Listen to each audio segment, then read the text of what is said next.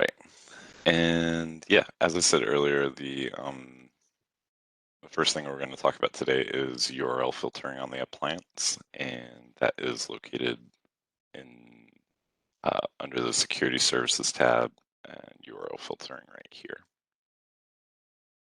And so if you come over here, and this is in cluster mode, so I'm going to switch to the cluster. You can see that the feature is enabled, and this is where you would go to enable it if you were freshly deploying the appliance. So you just check this box right here. This is a lab appliance, by the way, so a bunch of people use it for different testing. Like Goggin has an allowed list created here. This is basically a method of configuring different URLs or host names in a list and referencing that list to um, bypass certain URL filtering, essentially, where it otherwise may have been flagged or caught. And this is web interaction tracking. Is if you were to send out a link, you can determine if certain users are interacting with that link in an email. You might use that for like phishing campaigns that you're, testing within your company, or if there is a link that got through that you didn't want users clicking on, you could see who clicked it, stuff like that, how often they clicked it, just different things. This is a timeout setting for when the URL is being looked up by the service, essentially, when it's communicating with the server. This is the maximum number of URLs that can be scanned in a message body, attachment, and this is for rewriting the URL text and href in a message, which the href is like an HTML header that contains the URL. So people have options to be able to rewrite the URL. And this is whether you're logging the URL in mail logs on the appliance. So this is the global settings, but where you would actually configure what you want performed on a given URL would be in either content filter or message filter. And so if we go over here to incoming content filters, just add a test filter to look at the different conditions that you can look for. So there's categorization. If a URL is of a certain category, it should be available here, and you can select those categories to be looked for. Like if you don't want your employees researching how to booze it on the clock, you'd say like, hey, I want to look for this category, essentially, in the URLs that are being provided in an email. And you can, again, reference a URL list like, okay, they can not look for alcohol, except for maybe you want them looking at Guinness because it's Guinness as a company or something. So something like that.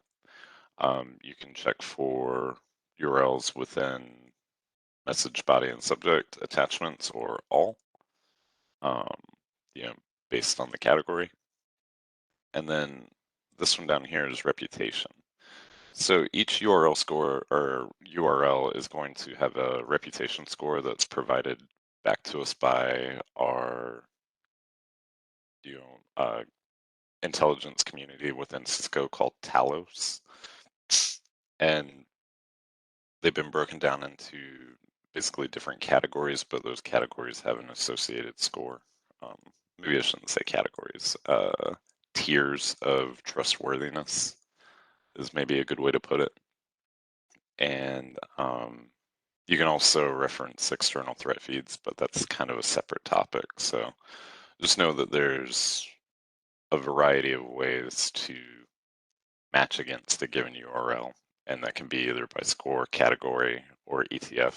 And you can check for those URLs in different places in a message.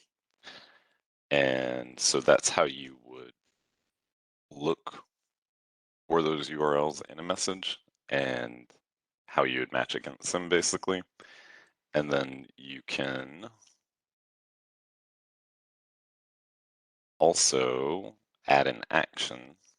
And it's kind of interesting because you're still matching against the condition within the action, but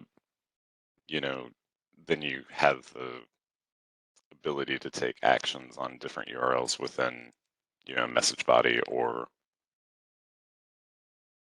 whatever.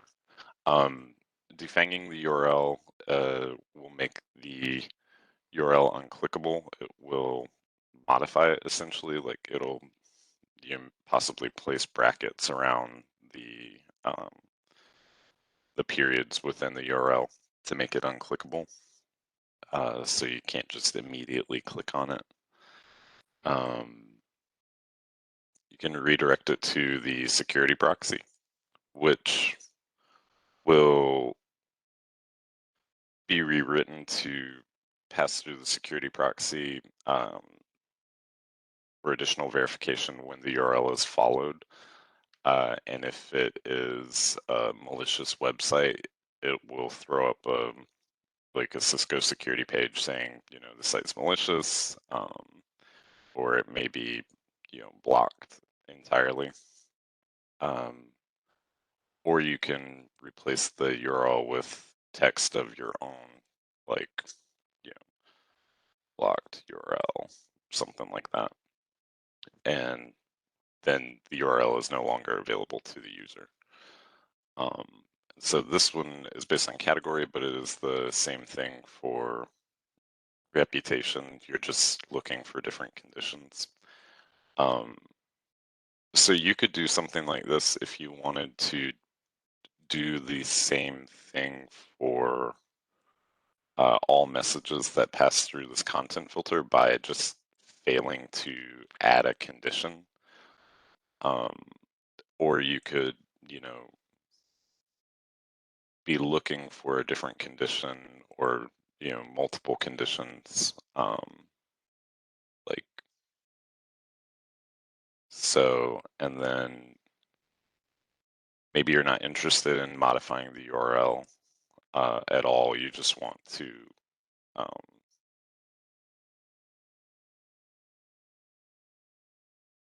quarantine the message or drop it, something of that nature. So you have the ability to, do a lot of what you want based on the conditions, but you can also just the condition and filter URLs based purely on action.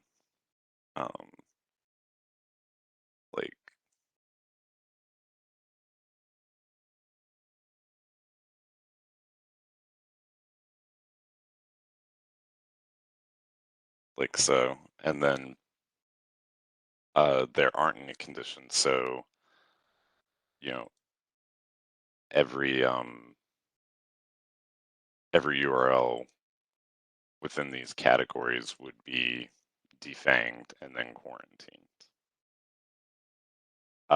This is a bad example because inevitably every message would be quarantined because there aren't any conditions, so you would actually want to remove this. But yeah, so that's the basic idea behind URL filtering and the associated settings. do you all have any questions?